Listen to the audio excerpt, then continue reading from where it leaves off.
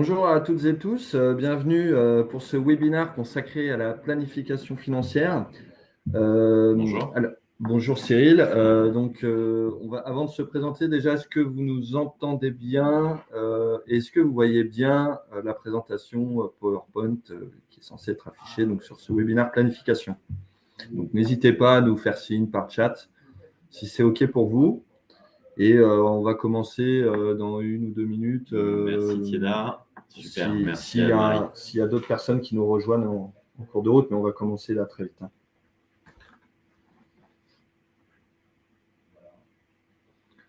Donc, tout semble OK. Yes, Cyril, ça se OK. lance bien, on est bon. Très bien.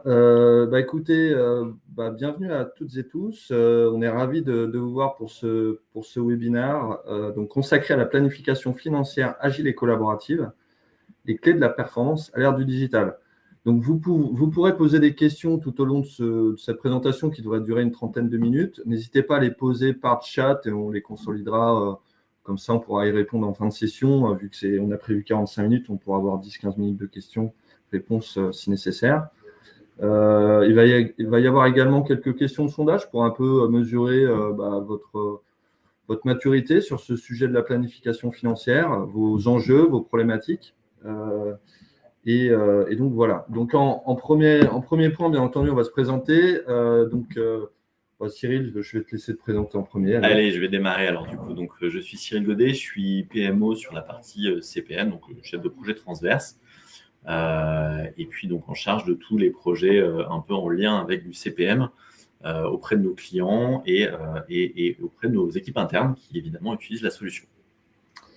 Parfait. Et donc, Yann Perret, moi, je suis pre-sales, avant-vente CPM. Donc, je travaille avec l'équipe commerciale et l'objectif étant d'avoir cette expertise solution pour bien comprendre vos projets, vos besoins, vos problématiques, trouver les solutions, vous présenter les solutions qu'on pourrait vous apporter donc, dans ce processus de consolidation de données, que ce soit statutaire, ESG ou budgétaire, financière. Donc, voilà, on est là pour répondre à vos besoins sur ces différents enjeux, mais on aura l'occasion d'en parler tout au long de cette présentation.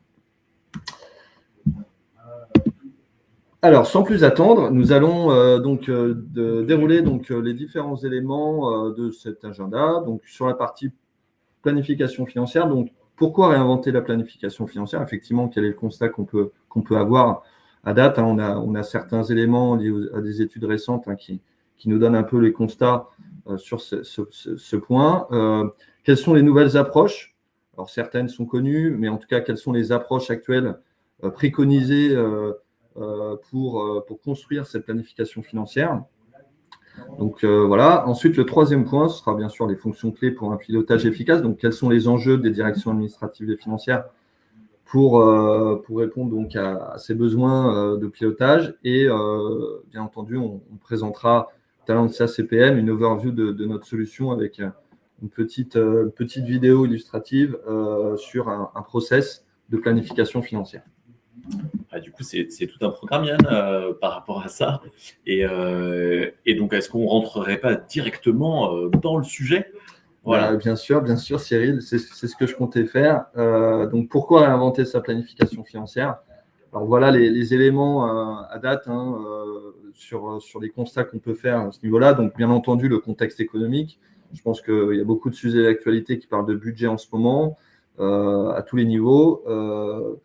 Donc, il y a des conjonctures macroéconomiques, il y a des sujets de crise, de décisions politiques qui font que l'environnement est quand même incertain et volatile et qui fait que le budget traditionnel semble quand même assez archaïque maintenant, donc ce budget annuel traditionnel. Ensuite, le deuxième point, c'est le manque de réactivité par rapport à cette conjoncture et à ce qui peut se passer sur les marchés. Ça dépend bien entendu des secteurs d'activité. Certains sont plus impactés que d'autres, mais en tout cas, il y a des sujets où il faut être plus réactif, faire des simulations, des scénarios, parce qu'il va y avoir des évolutions de cours de change, de prix de matières premières, par exemple. Le troisième point, c'est le fait que les méthodes, pour la plupart utilisées, sont trop rigides et inefficaces en termes de consommation de ressources. Donc là, c'est le fameux effet tunnel qui est toujours très présent et qui fait que il y a des écarts entre ce qui est budgété et ce qui est réalisé. Un quatrième point très important aussi, c'est la démotivation qu'il peut y avoir au sein des équipes, que ce soit des managers, des collaborateurs, parce que cet exercice traditionnel est quelquefois trop bureaucratique, il est très long, il est quelquefois déconnecté des réalités terrain et donc avec pas mal d'opacité. Il y a de plus en plus aussi de parties prenantes, on se rend compte. Les outils, les technologies permettent justement de faire participer un maximum de personnes. Il y a une volonté d'aller vers l'intelligence collective. Il y a des experts, il y a des opérationnels, il y a des personnes qui vont avoir peut-être une qualité de la donnée qui vont permettre de pousser une donnée beaucoup plus qualitative pour construire aussi ces budgets. Et donc, l'importance de prendre en compte toutes ces parties prenantes. Et puis, la fréquence budgétaire et on le voit même dans la logique, même des prises de décision aussi, quelquefois politiques, quelquefois court-termistes, où on est aujourd'hui dans des enjeux où on veut aller dans des choses plutôt moyen-long terme. Donc, c'est un vrai sujet aussi de rester sur des horizons un peu trop court-termistes. Voilà. Quelques chiffres clés. Pour illustrer tout ça, 78% des entreprises encore, donc on est sur des études 2023-2024, considèrent que le processus budgétaire est toujours trop long et chronophage. Un processus qui prend en moyenne 4 mois. Ouais, c'est ce qu'on reproche chez les clients. Voilà, ça on le voit effectivement dans les différentes qualifications qu'on a au niveau de nos projets clients. Vous êtes dedans d'ailleurs pour la plupart, sans doute, dans ces fameux 4 mois de fin d'année qui vous permettent de faire votre budget, de comparer vos atterrissages, de regarder un petit peu vos données. Donc on sait que ce sont des enjeux qui sont importants pour vous. Ouais. Il y a 30% des entreprises qui arrivent à atteindre leur objectif budgétaire avec une marge d'erreur inférieure à 5%. Donc ça aussi, c'est une réalité. Et au final, les entreprises qui arrivent à trouver de l'agilité, de la flexibilité sur leur méthodo budgétaire ont 2,7 fois plus de chances de performer sur leur marché. Voilà. Donc ça, c'est des études qu'on pourra vous pousser avec le nom des différents cabinets de conseil qui ont fait ces études, mais c'est des chiffres récents. Alors, les nouvelles approches, du coup, de la planification financière. Qu'est-ce qu'on peut faire là-dessus? Qu'est-ce qu'on peut faire? Il y a des approches que vous connaissez, d'autres peut-être un peu moins. La première, je pense qu'il y a eu déjà des présentations de notre part sur cette méthode, le rolling forecast. Je confirme. Voilà. Et donc, c'est bien sûr d'arrêter d'avoir un budget figé, de mettre à jour régulièrement ses prévisions, d'avoir un horizon qui n'est pas limité à 12 mois et de faire en sorte d'ajuster au fil du temps, en fonction bien sûr des évolutions du marché et de l'activité de l'entreprise, ce budget avec des projections budgétaires donc on va pouvoir faire sur des cycles mensuels, trimestriels. Donc voilà, on n'est pas figé. L'objectif, c'est justement donc d'aller dans ces aspects d'agilité, de flexibilité pour l'entreprise, se focuser sur certains drivers et donc les contextes sur lesquels on peut être amené à employer cette méthodologie budgétaire. C'est, par exemple, on pourrait dire le secteur industriel, Cyril. Oui, tout à fait. On vous a mis quelques éléments, un petit peu de recommandations qui sont plus en fait un cadre dans lequel on constate que nos clients utilisent principalement ce type de budget, mais en fait, tout client est en capacité d'utiliser ce budget de façon assez simple. Ce qu'il faut entendre, c'est que quand vous faites aujourd'hui typiquement votre budget avec votre atterrissage, votre budget pour l'année prochaine, vous projetez les éléments sur une année, et en fait, vous perdez en flexibilité, en agilité. Et puis en plus, vous vous rendez compte que, et c'est un peu les drivers qu'on a positionnés ici, finalement, les éléments impactant votre budget sont plutôt des éléments un peu exogènes à l'aspect uniquement financier. On parle de volume, on parle d'un effet prix, on parle des coûts de matières premières, et ainsi de suite. Voilà, donc ça nécessite aussi une agilité sur cette partie-là et le rolling forecast permettra ça. En plus de ça, vous allez vous retrouver avec des opérationnels à qui vous allez demander de plus en plus d'informations. Et quand un opérationnel est nécessairement dans le terrain, et donc quand vous lui demandez de réexpliquer pourquoi 6, 8, 9 mois avant, il avait projeté quelque chose où il y a eu un certain nombre de drivers et de facteurs qui ont fait que finalement, tout ce budget-là a changé. Vous retrouvez dans des cas de figure où il passe un temps fou à essayer de retrouver le pourquoi du comment, vous aussi, etc., etc. Donc, on perd en agilité et finalement, on perd en réalité du terrain. Puis la partie aussi, effectivement, outils digitaux, voilà, permet ces éléments-là. On est dans un monde du digital et de la rapidité. Puis on vous a mis un exemple en dessous, effectivement, de comparatif budget. Donc ça reprend effectivement un webinaire qu'on a eu l'occasion de faire sur cette plateforme un peu plus tôt, qui vous permettait finalement de comparer des choses un peu plus actualisées. Et donc, une petite pastille aussi. Donc, 63% des entreprises qui ont adopté le rolling forecast sont souvent beaucoup plus améliorent leur réactivité face au changement de leur marché, donc sont beaucoup plus agiles. Super. T'en as un deuxième? Alors, j'ai bien sûr une deuxième méthode, donc le budget base zéro. Donc là, on n'est pas du tout sur la même optique, puisqu'on est sur, on repart de zéro. On ne se focalise pas sur l'historique, donc ça c'est vraiment une particularité aussi. On ne part pas du réel de l'année précédente. Il y a vraiment une volonté d'optimisation des ressources, donc avec des workflows de dépenses, donc l'objectif étant vraiment de définir les priorités, les niveaux de priorité de ces dépenses par rapport à la stratégie de l'entreprise. Donc il y a vraiment un lien direct avec la stratégie de l'entreprise. Donc d'optimisation des coûts et des ressources. C'est souvent associé à des secteurs où il y a une forte pression sur les coûts. On peut penser à la distribution, aux services publics aussi, par exemple, des entreprises qui ont des difficultés financières, ou simplement aussi des cultures d'entreprise où on a une vraie volonté de transparence également. Donc voilà. Alors, est-ce que Cyril, tu as également peut-être des exemples, des recommandations sur cette méthode? Ouais, l'idée par rapport à ça, c'est de se dire, il y a deux challenges un petit peu importants. Le budget base zéro a une vertu. La vertu, c'est effectivement de vous permettre de vous reposer à chaque fois, à chaque passe budgétaire, les bonnes questions. Est-ce que l'investissement qu'on a démarré à tel ou tel endroit est toujours nécessaire, vaut toujours le coup? Est-ce que tel ou tel budget qu'on avait dédié pour telle ou telle activité reste encore d'actualité? Voilà, donc on est vraiment dans un cas de figure où on est un peu dynamique. C'est-à-dire que quelque part, on se re-challenge à chaque fois sur le besoin du comment, on y va, on continue ou on n'y va pas. On a un client qui nous parlait sur ces sujets-là de notamment, je construis mon usine, évidemment, on va continuer à y aller. Maintenant, est-ce que les autres budgets sont toujours nécessaires? Est-ce que finalement, le toit doit être fait comme ça ou comme ça? Il y a un besoin d'un toit, ça c'est une évidence, mais maintenant, la manière de refaire les éléments va être souvent différente. Voilà, donc on est dans des cas de figure où, comme tu le disais Yann, on se retrouve dans un besoin de réactualiser à chaque fois, de se reposer, de se re-challenger sur ce... Du coup, ça prend plus de temps quand même, ça rend le process un peu plus long. Ça nécessite une gymnastique de l'esprit un peu plus importante, on va dire ça comme ça. Mais bon, au final, si on est vraiment dans cette stratégie de baisse des coûts, voilà, il y a une baisse significative entre 10 et 25% pour les entreprises qui utilisent le budget base zéro. Très bien. Voilà.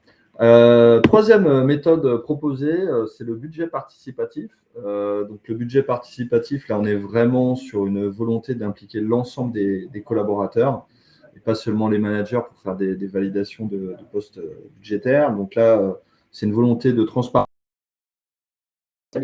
d'engagement et bien entendu aussi de faire confiance à de l'expertise pour avoir un budget au plus près du réalisé in fine.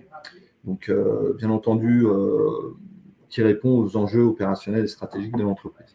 Donc là, les horizons sont flexibles. On va plutôt être dans une structure en mode projet. Quels sont les contextes plus particuliers? Ça peut être les collectivités territoriales, avec la volonté de digitalisation aussi des services publics, de sujets aussi d'engagement citoyen. Donc, le budget participatif, c'est souvent une portion du budget global. C'est, comme on dit, c'est plutôt une structure en mode projet. Donc, c'est des aspects importants à avoir en tête. Ça peut être aussi dans le cadre d'une démarche RSE. Donc, pareil, aussi, ça peut être une notion de culture d'entreprise et d'évolution. Un peu différente. Donc, voilà, il y a plusieurs aspects dans la construction de ce budget participatif. Alors, pareil, Cyril, est-ce que tu as… Ouais, dans les exemples, tu as évoqué un petit peu le mode de fonctionnement, ce qu'il faut se dire, c'est que sur un budget participatif, vous n'avez jamais 100% de votre budget qui est dédié à du participatif. On est toujours dans des cas de figure où voilà, c'est une portion, alors c'est des fois une portion congrue, hein, c'est pour le principe. On fait intervenir un certain nombre d'opérationnels dans l'activité. Alors, tu évoquais les collectivités territoriales, ça peut être des communes, des mairies, etc., qui ont une partie de leur budget. Vous voyez de plus en plus ces sujets-là fleurir, où on laisse un citoyen ou une collectivité citoyen participer à l'activité. Donc ça peut être un sujet sur quelque chose qui les tient à cœur. Vous vous rendez compte sur le budget participatif que souvent on remet l'acteur au sens et on lui redonne du sens en le mettant au cœur de l'activité budgétaire, finalement en le rendant un peu responsable de cette partie-là. Voilà. Donc c'est le côté budget participatif, je le verrai et on le voit plutôt chez nos clients dans un aspect plutôt effectivement budget dédié sur cette thématique-là, plutôt que budget global, là pour le coup par rapport aux autres. On est vraiment sur une thématique un peu croisée.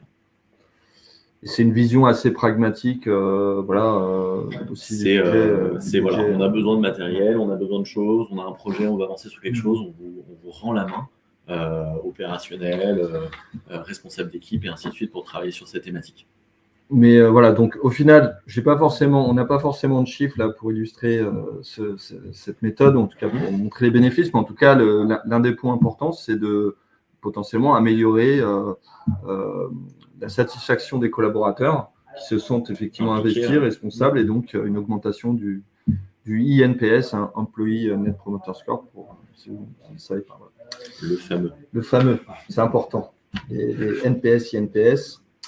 Et la dernière méthode qu'on vous propose aussi aujourd'hui d'illustrer, c'est donc le Beyond Budgeting. Donc là, on est vraiment sur du budget à moyen long terme. Hein, on est vraiment là à l'opposé du budget traditionnel, avec donc une volonté d'avoir une approche disruptive, de se focaliser sur des objectifs à long terme ambitieux, penser vraiment performance de l'entreprise, valeur ajoutée de l'entreprise. Bien entendu, on se base toujours sur la confiance et l'autonomie des équipes. On reste sur ces aspects aussi collaboratifs assez forts. Et dans la construction, on se base, comme on est sur des secteurs plutôt dynamiques, disruptifs, sur des KPI pertinents, sur des benchmarks aussi externes. Donc, beaucoup de regards au niveau de la concurrence, ce qu'on appelle le pilotage de la performance relative, donc par rapport aux compétiteurs ou aux best practices. Et donc, on peut retrouver ça dans des secteurs, donc quand on dit disruptif, ça peut être l'économie circulaire, les startups de manière générale, des organisations décentralisées ou des cultures organisationnelles, encore une fois, qui adoptent ce type de process avec un management assez horizontal. On retrouvera ça aussi potentiellement dans les grands groupes. Je pensais à ça effectivement sur cette partie. Alors, on a fait un salon il y a quelques temps. La thématique qui était adressée était effectivement liée à des startups qui, évidemment, ont des investisseurs qui sont là pour 4, 5, 6 ans. Ils savent qu'on a besoin de se lancer et donc le temps nécessaire à cette mécanique, finalement, est pris en compte dans un budget, dans un beyond budgeting, ou finalement dans une vision à long terme. Et c'est le seul qui est valable. C'est-à-dire qu'aujourd'hui, leur process est de dire, OK, si je fais mon budget annuel, oui, on va avoir du retard sur telle ou telle activité, d'autres secteurs vont aller un peu plus vite. Finalement, le but du jeu, c'est qu'on arrive au bout et que ça produise ce qu'on attendait, ce qu'on avait prévu initialement. Donc, cette vision, finalement, long terme, c'est une vision qui est un peu plus poussée. Dans le secteur de l'industrie, suivant l'activité, alors si on fait abstraction effectivement des matières premières et de la variation de ces éléments-là un peu exogènes, vous vous trouvez dans des activités où voilà, on a besoin de lancer une structure. La structure, elle est lancée, on a un temps qui est plus ou moins long et un temps qui est souvent plus long que moins long. D'accord ? Donc, vous arrivez souvent sur ces éléments-là et ça permet aussi d'être plus flexible sur la réattribution de l'emploi ressources. Voilà, on a besoin des éléments, vous en avez besoin aujourd'hui, pas de souci, on sait qu'en vision à long terme, ça tient toujours la route. Voilà, donc, et puis, ça permet une agilité un peu en temps réel. Tout à fait. En tout cas, je pense que cette méthode, elle est vraiment à l'opposé du constat qu'on fait là sur le budget traditionnel et donc avec une volonté vraiment d'aller sur aussi une approche de valeur durable de l'entreprise, bien sûr de performance, mais de valeur durable aussi de l'entreprise. Des PMT, effectivement, des plans moyen terme. On sort vraiment de cette approche court-termiste. Voilà, donc ça, c'était quelques méthodes illustrées. Encore une fois, des méthodes qui sont proposées d'ailleurs aussi dans certains de nos livres blancs qu'on propose chez Talentia. Et que vous allez avoir un peu plus bas, je crois, on donnera également des infos aussi sur les liens vers ces différents livres blancs. Maintenant, on va parler, maintenant qu'on a présenté les méthodes, finalement, c'est quoi les enjeux des directions administratives et financières? Je pense que vous avez déjà eu quelques questions de sondage pendant le déroulé de la présentation. Nous, voilà le constat qu'on fait aujourd'hui sur les fonctions clés pour un pilotage efficace dans les directions administratives et financières. Donc, je te laisse, Cyril, développer ces éléments-là. D'accord. Alors, merci Yann. Sur la partie, donc on vous a présenté 5 éléments clés qu'on estime être clés, en tout cas qu'on retrace avec nos clients au sens large, en tout cas les interlocuteurs avec qui on est amené à discuter. Et vous les comprenez puisque vous les vivez au quotidien. L'idée, c'est d'avoir une solution qui est facile à mettre en œuvre. On l'a évoqué un petit peu dans les 4 cas de figure de budget qu'on vous propose, ou en tout cas sur lesquels on réfléchit avec vous. Souvent, vous avez besoin de remettre le métier au cœur du sujet. Et là, le métier, son cœur de métier n'est pas de travailler sous du Excel. C'est pas de travailler sur quelque chose de très compliqué à comprendre en termes de mécanique, etc. Donc, il faut un outil qui soit simple, d'accord, qui soit facile d'accès et puis qui soit donc du coup accessible à tous. Alors, l'accessibilité à tous, vous allez la retracer sur 2 éléments. Les éléments qu'on va leur demander de remplir et de compléter, d'accord, pour vous donner, vous, une vision pérenne de l'activité.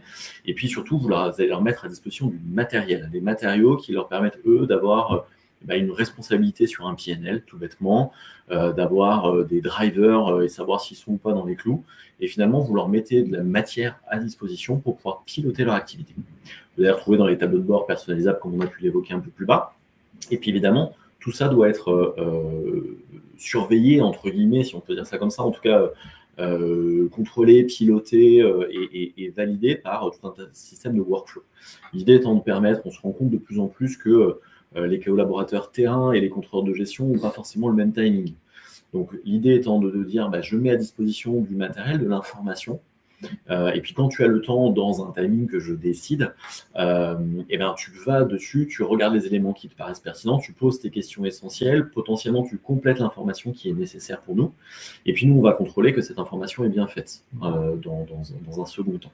D'accord. Et puis les éléments importants également, c'est contrairement peut-être à ce que vous faisiez dans le passé, on était souvent sur une construction autour d'un ERP, quelque chose d'assez massif. On revoit toute une suite d'un coup pour une suite financière. Vous reprenez l'ensemble de vos éléments. Alors, avec nos clients, on le fait évidemment, mais vous avez aussi beaucoup de clients qui vous disent « Ok, là, on a fait la suite financière. Par contre, j'ai des drivers qui sont exogènes, exo-financiers, que j'ai besoin de rapatrier au sein de la même solution CPM. » Et donc, dans ce cas-là, dans un EPM ou CPM, dans ce cas-là, évidemment, on va devoir jouer l'interopérabilité entre les différents outils. D'accord. Voilà, donc c'est un petit peu les éléments qu'on a mis à disposition dans cette slide. L'idée, et vous en avez connaissance et vous en avez conscience évidemment au quotidien, c'est de vous faciliter la tâche, de vous faciliter la vie, de faciliter la vie aux opérationnels. L'équipe financière n'est pas là pour embêter l'opérationnel et l'équipe financière ne doit pas galérer à obtenir les informations des uns et des autres. Et de gagner du temps. Et donc, effectivement, le ROI important, les gains de temps, d'efficacité. Et donc, le petit chiffre est là. Donc, par rapport à ces différentes études, par rapport à ces fonctions clés, si on a des outils adaptés, on peut gagner 30% sur son processus budgétaire. Voilà, c'est des moyennes qui sont suite à des… alléchantes, en tout cas. Alléchantes, en tout cas, exactement. Alors, finalement, Talentia CPM, comment on va pouvoir répondre à ces fonctions clés et à ce pilotage efficace? Donc, nos solutions. Alors, petite présentation déjà rapide de la plateforme. Donc, c'est une plateforme intégrée de digitalisation et d'optimisation des processus de reporting group. Donc, j'en ai parlé un petit peu en introduction. Effectivement, on a 3 briques fondamentales. La consolidation statutaire, donc qui est un référentiel standard puissant dans la solution, qui est l'historique de cette solution, qui donc permet derrière d'élargir ce référentiel à d'autres types de consolidation de données. Récemment, depuis quelques temps, et maintenant ça va devenir la norme importante pour beaucoup d'entreprises, c'est l'ESG, donc avec les normes ESRS. Donc, également proposé dans la solution avec un starter kit qui est dans notre solution pour construire ces différents process liés à l'ESG. Et bien entendu, donc, le processus budgétaire avec la planification économique, la planification financière à travers le FP&A. Donc, on a cette plateforme donc, en SaaS sur Microsoft Azure avec différents outils, bien sûr, de tableau de bord, d'Adin Excel, de workflow qui sont proposés. Tout à fait. Alors, ce processus de planification financière intégrée, Cyril, comment il s'articule? Quelle est notre vision de cette articulation de cette planification financière? Alors, l'idée un petit peu de cette slide, c'est de vous présenter un exemple. Encore une fois, vous aurez forcément des modes de fonctionnement un peu différents qui vous sont propres. Là, l'idée, c'est de retracer finalement tout un processus de planification financière. Donc, on a entre guillemets les classiques, hein. Vous avez ce qu'on a appelé la partie budget commercial. Alors, on vous a parlé tout à l'heure des volumes, du produit, vos listes de prix, les éventuelles réductions, le process que vous travaillez par rapport à ça. On a tous les autres coûts, et les coûts de production notamment, et les frais de personnel qui vont animer toute cette information-là, qui sont nécessaires de tracer au titre de process budgétaires potentiellement dédiés. Et puis après, vous avez des coûts qu'on appelle structurels, d'accord? Donc tout ce qui va être les fees, finalement, tout le retraitement de vos coûts transverses, et l'ensemble vous permettant de faire un compte de résultat prévisionnel jusqu'à l'EBITDA. Exactement. Voilà. C'est un petit peu la stratégie qu'on adopte ici. Alors, comment on fait ça? C'est-à-dire qu'après, l'idée, c'est qu'on ne s'arrête plus à ça. D'accord? Ça, c'est une évaluation budgétaire un peu classique. On vient rajouter d'autres drivers. D'accord? Ces autres drivers sont, vous avez une vision ici avec le cash out, notamment tout ce qui va être vos éléments de CAPEX. On va parler de plus en plus de financement. Évidemment, toutes les banques et autres financeurs qui vont travailler avec vous. Alors, vous le verrez sur la partie ESG, pour ceux qui n'ont pas encore travaillé sur cette thématique-là, font partie des éléments importants, et donc être en capacité de répondre rapidement à son financeur fait partie d'éléments importants. Évidemment, tout ce qui va être planification fiscale, on a un chantier en ce moment étatique sur cette partie-là. Voilà, donc on a besoin de ces informations qui sont nécessaires pour driver votre quotidien. On revient sur les éléments de cash, notamment, et l'ensemble vous permettant de finalement avoir un pilotage un peu plus complet, et donc une vision plutôt bilan prévisionnel. Bilan prévisionnel, exactement. Sur cette partie. Très clair. Et enfin, on a une dernière partie, évidemment, tous ces éléments de cash, tous ces éléments de taxes et autres en financement vous permettent d'avoir une notion de flux prévisionnel en flux de trésorerie. D'accord? Donc la même thématique, l'outil doit vous permettre de travailler sur cet aspect. Gestion d'un TFT par exemple. D'accord? Tout le process veut une boucle, évidemment, tu le signales avec tes doigts, on est sur ces éléments-là. On va vouloir une boucle. L'idée, c'est d'être en capacité de comparer tout ça à du réel qui vient se coller à votre budget ou à vos actualisations budgétaires, et de pouvoir préparer la même cinématique pour les années suivantes. Merci beaucoup, Cyril, pour ce rappel et de la manière dont on imagine, et encore une fois, c'est un exemple tel qu'on peut le créer dans la solution à travers un process, un workflow aussi, etc. Exactement. N'hésitez pas d'ailleurs, si vous avez d'autres manières de travailler, à mettre les petits messages dans le chat sur cette partie-là, qu'on puisse échanger dessus à la fin du webinaire. Alors maintenant, on va voir une petite vidéo qui illustre un peu ce process. Alors on va voir que la solution est multilingue. C'est un exemple de nos collègues italiens. Donc bien sûr, je vais vous la décrire. L'idée étant de voir tout le potentiel de la solution en termes d'ergonomie, bien sûr, de définition des droits, de process par utilisateur, et bien sûr d'intégration de l'information avec l'Adin Excel intégré. Alors, donc le processus de FP&A dans Talentia, ça a pour objectif bien sûr d'aider à garantir de la donnée précise et en temps réel. Donc là, on retrouve un profil gestionnaire de budget qui a son tableau de bord personnalisé. Il a également son menu à gauche qui est personnalisé, dans lequel il va avoir son processus propre à lui. Et ça, on peut le faire collaborateur par collaborateur? Exactement, on peut le faire collaborateur par collaborateur. Donc là, il a import des données en temps réel. Après la planification économique, la planification financière, il va avoir son propre Tableau de bord aussi pour suivre les workflows. Alors, sur la gauche, on voit toutes les notifications qui sont liées au circuit de validation, les différents process. À droite, la partie tâches qui lui sont propres. Quelles tâches il doit effectuer, par exemple, vérifier le budget des ventes, modifier le budget des ventes. Et donc, voilà, il y a vraiment un workflow qui va être établi par date d'échéance, par rôle et par niveau des tâches. Donc là, par exemple, comment ? Je peux lancer une campagne. Là, on peut lancer une campagne tout à fait budgétaire. Donc là, il va consulter son budget des ventes. On voit le circuit de validation. Il doit d'abord, lui, travailler dessus. Derrière, il faudra qu'il valide son travail. Et après, il y aura un deuxième niveau de validation, peut-être de son supérieur. Très bien. Donc là, il ouvre directement, il rentre directement dans son tableur Excel. Il va pouvoir modifier les informations par rapport aux dernières informations qu'il a eues, alors qui sont peut-être justement liées aux risques et opportunités. Il fait donc l'enregistrement des données qui rentre bien sûr en temps réel dans sa CPM. Il va pouvoir valider son travail, justifier son travail par un commentaire. Donc ça, après, c'est les process internes que vous définissez, parce que les commentaires sont obligatoires aussi pour chaque tâche effectuée. Et je vois les pièces jointes. Et effectivement, ajouter des pièces jointes aussi, si nécessaire. Tu m'as envoyé un mail la semaine dernière pour me parler du budget, par exemple. Exactement. D'accord. Exactement. Donc ça, c'est la construction du budget. C'est ce qu'on a vu tout à l'heure sur le slide de...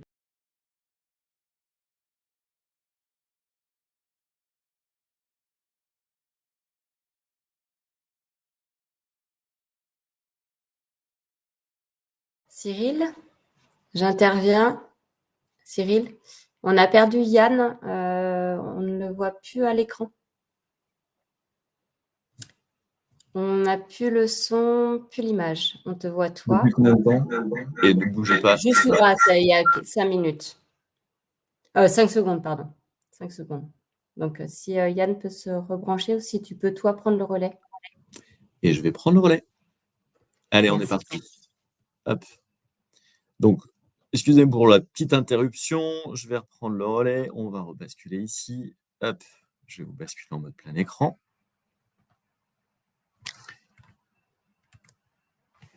Est-ce que vous nous entendez ? Alors, n'hésitez pas de nouveau à nous dire si vous nous entendez. Pas ton partage d'écran. Hop.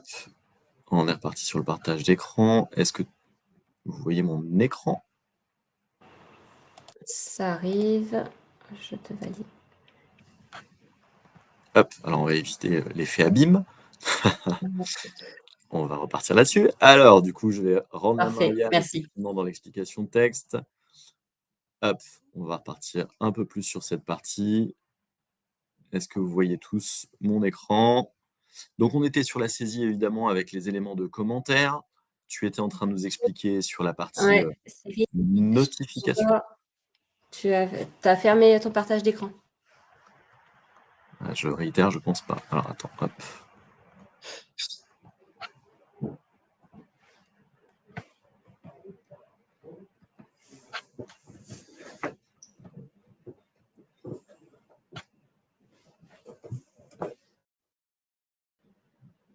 Ok, ça arrive. Est-ce que c'est bon pour tout le monde ? C'est bon. C'est bon. Ouais. C'est bon, ouais. Donc, on reprend effectivement, on en était à la partie planification financière. Donc, une fois qu'on a construit sa planification économique, on va pouvoir définir sa planification financière. Donc, c'est ce qu'on voit à l'écran. J'arrive. Et donc, de la même manière, ça va être également des paramétrages d'état qu'on fait directement dans Excel et sur lesquels on va pouvoir définir, là, pour le coup, des simulations, établir différents scénarios à partir des KPI qui sont pertinents par rapport au secteur de l'entreprise. Donc là, on voit un exemple de KPI lié au DPO, au DSO, et qui permet donc de déterminer les dettes et créances commerciales prévisionnelles. On peut définir bien sûr d'autres hypothèses liées au CAPEX, aux investissements financiers, aux taxes, et donc pour au final, bien entendu, consolider l'information et construire le bilan prévisionnel qu'on voit à l'écran. Également, le tableau de flux de trésorerie qu'on voit maintenant, et et le compte de résultat prévisionnel détaillé. D'accord, donc jusqu'à un tableau de flux de trésorerie, on peut aller s'amuser effectivement sur cette partie. Très clair. Donc voilà, et encore une fois, tout ça suivi par un système de workflow avec différents rôles attribués à chacun pour décentraliser aussi cette construction. D'accord. Donc ça rend finalement disponible à l'écran l'ensemble des éléments pour l'ensemble des équipes. Trop bien. Voilà. Super. Donc voilà, donc c'était notre présentation sur la planification financière. J'espère qu'il n'y a pas eu trop de temps de latence là au moment où il y a eu une déconnexion, désolé. Surtout quand on parle, on ne s'en rend pas compte. En tout cas, c'était un plaisir, je pense, Cyril. Ouais, alors du coup, on va reprendre un petit peu la main. Je vais arrêter donc mon partage d'écran. On va reprendre vos questions, si c'est bon pour vous. Alors, est-ce que vous aviez un certain nombre de questions et de chats sur cette partie? On a évidemment évoqué la solution de la planification financière dans votre entreprise. Est-ce que vous avez un outil dédié? Est-ce que vous avez un outil intégré plutôt type ERP ou juste du Excel, qui est un super outil également, ou non, pas encore prévu de changer cette partie-là? Alors, principalement, effectivement, vous utilisez du Excel. Donc, on sait. Ça arrive à des gens bien. Non, mais l'idée, c'est qu'effectivement, sur cette partie Excel, l'outillage, et évidemment, ce qu'on vous propose, nous, sur la solution CPM, c'est de partir sur une capacité à vous assister au sein de l'outil pour finalement fiabiliser vos informations sans perdre tout cet attrait d'Excel, mais en fiabilisant tous les éléments de connexion à disposition. Deuxième élément de sondage était effectivement de savoir quel est le plus grand défi pour vous sur la planification financière. Alors, vous aviez un manque de visibilité de données financières, vous aviez un processus trop long et manuel, vous aviez des difficultés à gérer des scénarios et des simulations, et puis vous avez un manque de collaboration entre les départements. Alors, majoritairement, vous êtes effectivement sur un manque de visibilité sur les données financières. Alors, on est évidemment sur cette difficulté qu'on évoquait au départ d'interconnexion entre les outils. Et c'est vrai que sur cette partie, Yann, on se retrouve finalement en difficulté à passer plus de temps à obtenir la donnée financière avant de faire notre métier de contrôleur de gestion, c'est-à-dire d'analyser la donnée et d'en sortir la quintessence pour aider à piloter l'activité. Je vois que nous avions une troisième question de sondage. Quelle est la priorité actuelle en matière de planification financière? Donc, optimiser la trésorerie, les prévisions de trésorerie, améliorer la collaboration entre les équipes, réduire le temps de préparation des budgets, améliorer l'agilité et la simulation en temps réel. Et vous êtes pour l'instant sur effectivement la collaboration des équipes. On est principalement sur cette partie interaction finalement entre les équipes métiers et les équipes contrôle de gestion. Et donc, ce principe, c'est ce qu'on vous retraçait un petit peu dans les questions tout à l'heure. On retrouve finalement les équipes opérationnelles au cœur du terrain et donc la nécessité d'obtenir cette information de façon la plus fiable et la plus rapide possible. Très clair. Et puis, c'était un peu le titre, effectivement, agilité et collaboration. On est dedans. On est dedans. Super. Eh bien, écoutez, on va rester là-dessus. Du coup, si vous avez d'autres questions et qu'il vous vient des besoins particuliers, donc on vous rappelle juste qu'on a donc le livre blanc qui va être disponible un peu plus bas de cette vidéo. Et puis, vous devez avoir effectivement aussi une adresse mail, voilà, que je vois apparaître. Merci Sabine. Donc, en cas de questions, d'interrogations ou pour tout autre sujet, n'hésitez pas à nous contacter via cette adresse.